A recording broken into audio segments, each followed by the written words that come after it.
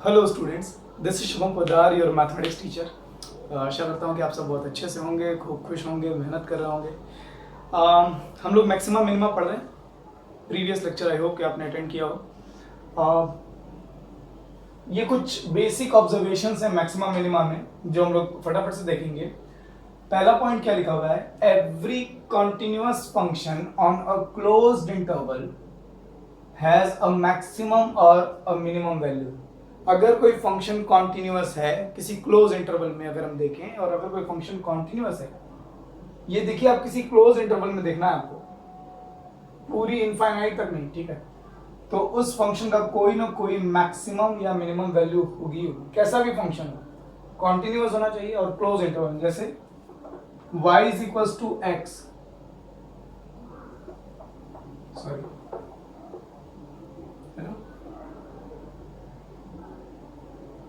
ये y equal to x का graph है जो कि अब इसका अगर पूछा जाए ना, किसी इंटरवल में इसको बाउंड नहीं करें और इससे पूछा जाए कि इसकी मैक्सिमम वैल्यू क्या है, तो डज नॉट एग्जिस्ट, क्योंकि ये तो बढ़ता चला जाएगा। इसकी मिनिमम वैल्यू क्या है? डज नॉट एग्जिस्ट, क्योंकि ये घटता चला जाएगा। Continuous function. लेकिन अगर मैं इसको बांध दूं, इसके आगे फंक्शन डिफाइंड हो, मतलब इसके यहीं तक बस मैंने डिफाइन ही किया है, डोमेन इसकी बस यहां से यहां तक है। समझ रहे बात? अब देखिए फंक्शन कॉन्टिन्यूअस हो गया, ठीक है? और ये क्लोज इंटरवल में every continuous function on a close interval has a maximum, इसकी मैक्सिमम वैल्यू ये होगी, जो भी ये हो, 1 unit, 2 unit, 1.5, whatever it is, और मिनिमम वैल्यू ये होगी। So every continuous function will always assume, will always approach to a maximum और minimum value in a closed interval. तो ये पॉइंट बिल्कुल नीट एंड क्लीन होना चाहिए। ओके, सेकेंड पॉइंट देखिए, लिखा हुआ है every monotonic function approach to its maximum or minimum value at the end point of the domain of the function। Monotonic function का मतलब होता है, ये टर्मिनोलॉजी मैंने बताई नहीं आपको, सॉरी। अगर कोई फंक्शन इंक्रीजिंग है या अगर डिक्रीजिंग है, इंक्रीजिंग या डिक्रीजिंग, मतलब अगर इंक्रीजिंग है तब भी और डिक्रीजिंग है तब भी, उसको मोनोटॉनिक फंक्शन कहते हैं। A function, if a function is monotonic, it means that it is either increasing or decreasing, ठीक है? मतलब इंक्रीजिंग डिक्रीजिंग दोनों को क्लब करके, कंबाइन करके मोनोटॉनिक फंक्शन बोलते हैं। अगर हमने कभी कह दिया कि कोई फंक्शन मोनोटॉनिक है, तो इसका मतलब वो या तो इंक्रीजिंग होगा या तो डिक्रीजिंग होगा। तो इसका मतलब एक इंक्रीजिंग या डिक्रीजिंग फंक्शन अपने मैक्सिमम या मिनिमम वैल्यू को अप्रोच करता है at the end point of the domain of the function. ये भी डेमो आप बहुत अच्छे से, जरा इसका स्क्रीनशॉट ले लीजिए आप सब लोग, मेक श्योर कि आप इसका स्क्रीनशॉट ले लें। ओके, मैं फर्स्ट पॉइंट इरेज कर देता हूं। अगर फंक्शन आपका इंक्रीजिंग है, समझिए बात को, यू नो, ये है ना एक्सपोनेंशियल फंक्शन, एक्सपोनेंशियल फंक्शन, ये इंक्रीजिंग फंक्शन। मान लीजिए वैसे तो ये माइनस इंफिनिटी से प्लस इंफिनिटी तक है, बट फिर भी यू नो हम इसको बाइंड कर देते हैं, बाउंड कर लेते हैं थोड़ा लेफ्ट राइट में। ये लिखा है at the end point of the domain of the function. मान लीजिए मैंने इसको यहां से यहां तक के लिए डिफाइन किया,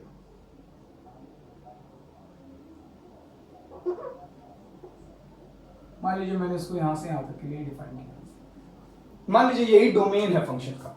तो अपने डोमेन के अगर ये इंक्रीजिंग है, तो जहां पर जो इसका लास्ट पॉइंट, जहां पर ये डिफाइंड है, डोमेन का वो लास्ट पॉइंट जहां पर ये डिफाइंड है, वहां पर चढ़ते चढ़ते मैक्सिमम हो जाएगा, क्योंकि फंक्शन इंक्रीजिंग है। इंक्रीजिंग है तो बढ़ता रहेगा हमेशा, हर अगला आउटपुट पिछले आउटपुट से ज्यादा आएगा। तो अगर फंक्शन इंक्रीजिंग है तो सबसे लास्ट तक जाते जाते मैक्सिमम हो जाएगा और स्टार्टिंग में सबसे मिनिमम होगा। और अगर फंक्शन डिक्रीजिंग है तो स्टार्टिंग में मैक्सिमम होगा और लास्ट तक जाते जाते मिनिमम हो जाएगा। यही लिखा हुआ है एवरी मोनोटॉनिक, मोनोटॉनिक मतलब आइदर इंक्रीजिंग और decreasing function approach to its maximum minimum value. अगर इंक्रीजिंग है तो मैक्सिमम वैल्यू की ओर अप्रोच करता है, और अगर मिनिमम है तो, अगर इंक्रीजिंग है तो मैक्सिमम वैल्यू की ओर अप्रोच करता है, अगर डिक्रीजिंग है तो मिनिमम वैल्यू की ओर अप्रोच करता है at the end point of the domain of the function. And points पर, ये दोनों एंड पॉइंट्स हैं, एंड पॉइंट पे फंक्शन मैक्सिमम या मिनिमम वैल्यू को अप्रोच करता है अगर फंक्शन मोनोटॉनिक फंक्शन है तो।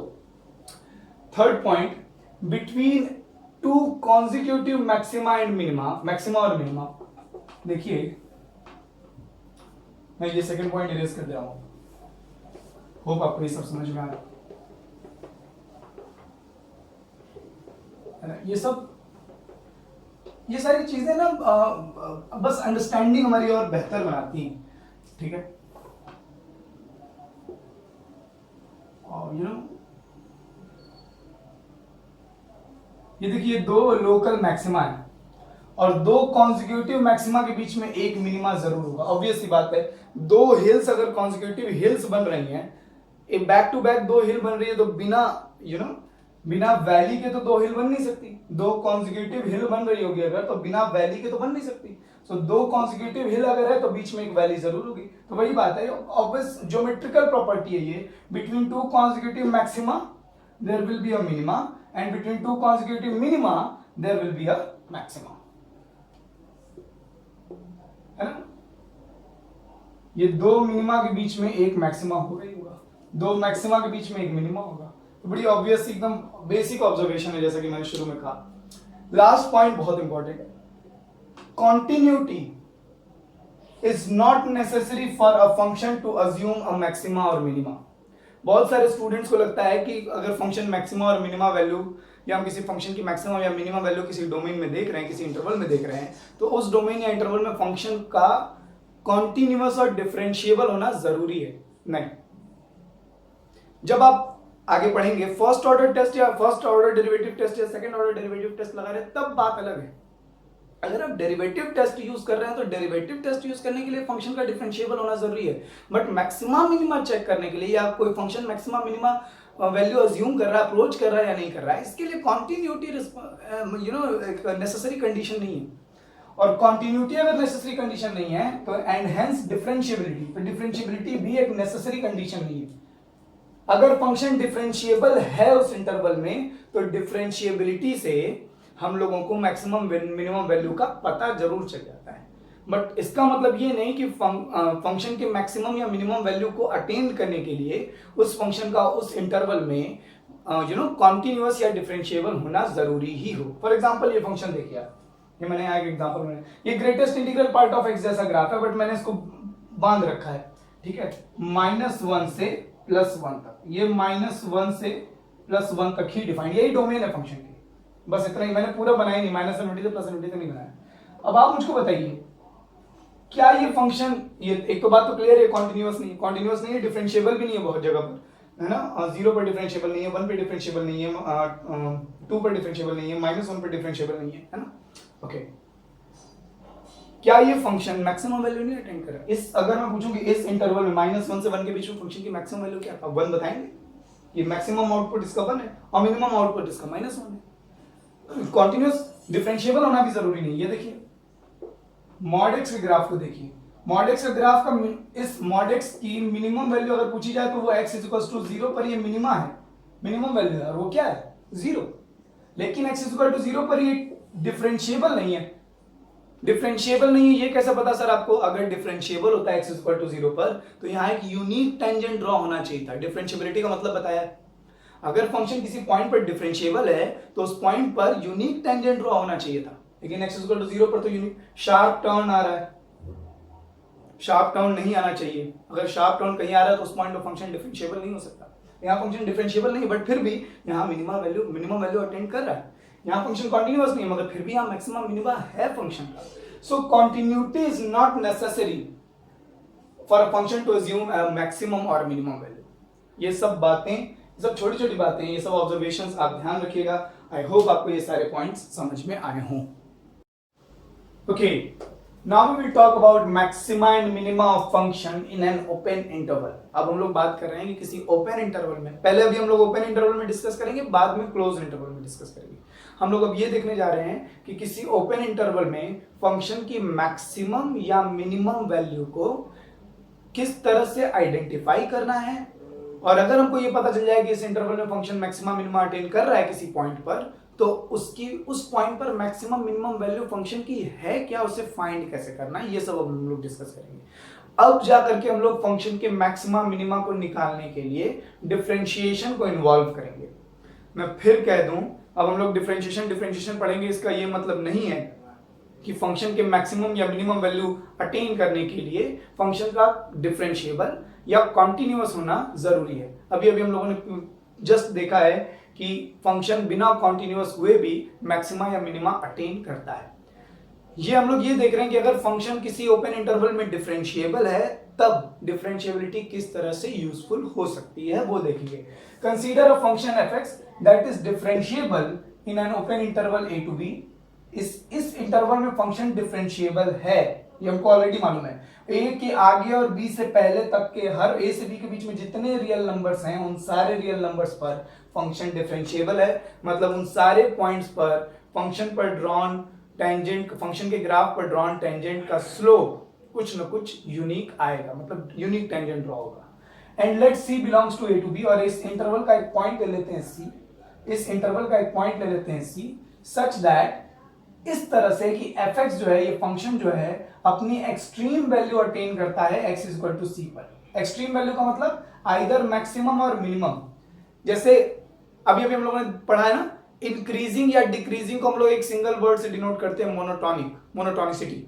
उसी तरह से मैक्सिमम या मिनिमम, इन दोनों बातों को हम एक सिंगल फिनोमिना से, इन दोनों मैथमेटिकल फिनोमिना को हम एक सिंगल वर्ड से रिप्रेजेंट करते हैं, एक्सट्रीम वैल्यू। एक्सट्रीम वैल्यू कहने का मतलब मैक्सिमम वैल्यू या मिनिमम वैल्यू। ओके, तो अगर किसी पॉइंट, इस इंटरवल की किसी पॉइंट सी पर फंक्शन एक्सट्रीम वैल्यू अटेन कर रहा है, मतलब मैक्सिमम या मिनिमम होकर जा रहा है, तब उस पॉइंट पर फंक्शन का डिफरेंशिएशन जीरो आएगा। ये एकदम होगा ही होगा। क्या कहने का मतलब है, ये जैसे x इक्वल टू a से x इक्वल टू b तक हमने एक फंक्शन बनाया है जो कि आपको साफ दिखाई दे रहा है कि वो कॉन्टिन्यूअस भी है और डिफरेंशिएबल भी है। कहीं कोई शार्प टर्न नहीं है, कहीं कोई ब्रेकेज नहीं है, बिल्कुल स्मूथ कर्व है, हर पॉइंट पर हम टेंजेंट ड्रॉ कर सकते हैं। अब a से b के बीच में फंक्शन हमारा डिफरेंशिएबल है और इसी a से b के बीच में एक पॉइंट c है जहां पे फंक्शन मैक्सिमम वैल्यू, हिल बन रही है, फंक्शन c पर मैक्सिमम वैल्यू अटेन कर रहा है।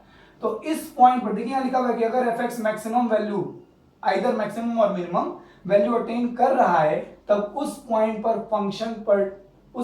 फंक्शन का डिफरेंशिएशन जीरो होगा। f डैश c का मतलब क्या होता है, x is equal to c पर फंक्शन पे ड्रॉन टेंजेंट का स्लोप। f डैश c का मतलब क्या है, x is equal to c पर फंक्शन पर ड्रॉन टेंजेंट का slope and the slope of the drawn tangent at x is equal to c, है ना।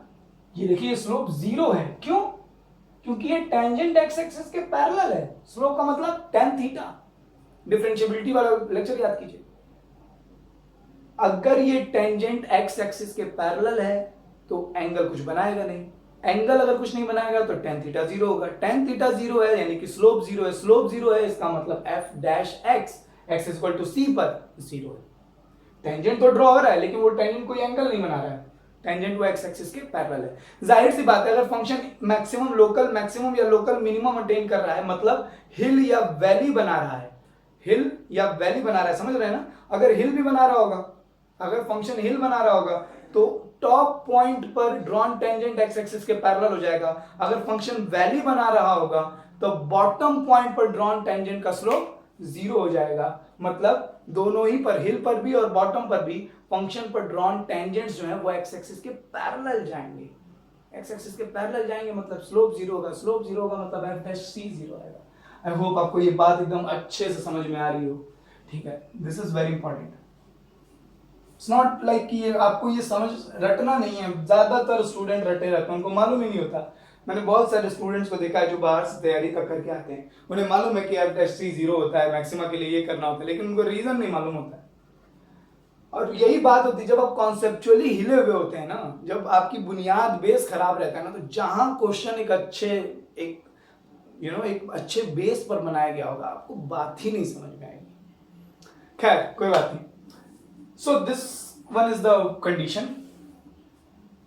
मैं ये बात मिनिमा के लिए भी बना सकता हूं, बस ग्राफ को ऐसे करके बनाना होगा, बात वही है, ठीक है। x is equal to c पर जो टेंजेंट है वो x एक्सिस के पैरेलल हो जाएगा।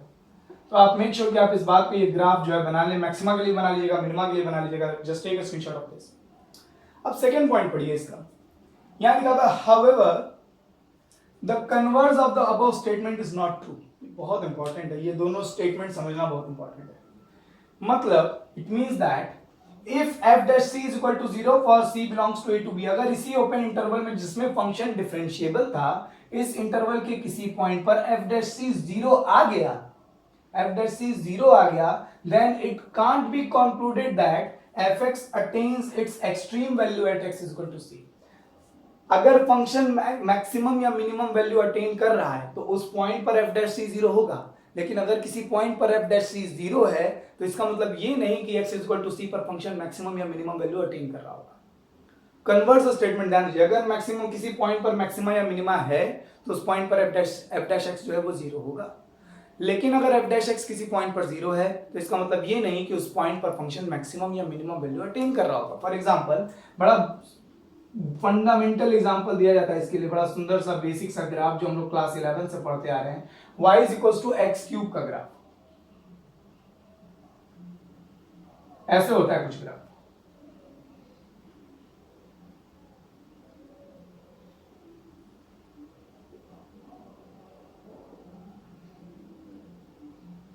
ठीक,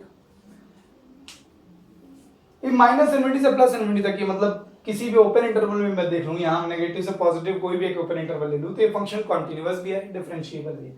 लेकिन आप देखिए x इज इक्वल टू 0 पर, ठीक है, आप समझिएगा बात को। मान लीजिए मैं एक ओपन इंटरवल ले लेता हूं x is equal to a और यहां पर ले लेता हूं x is equal to b। ध्यान दीजिएगा,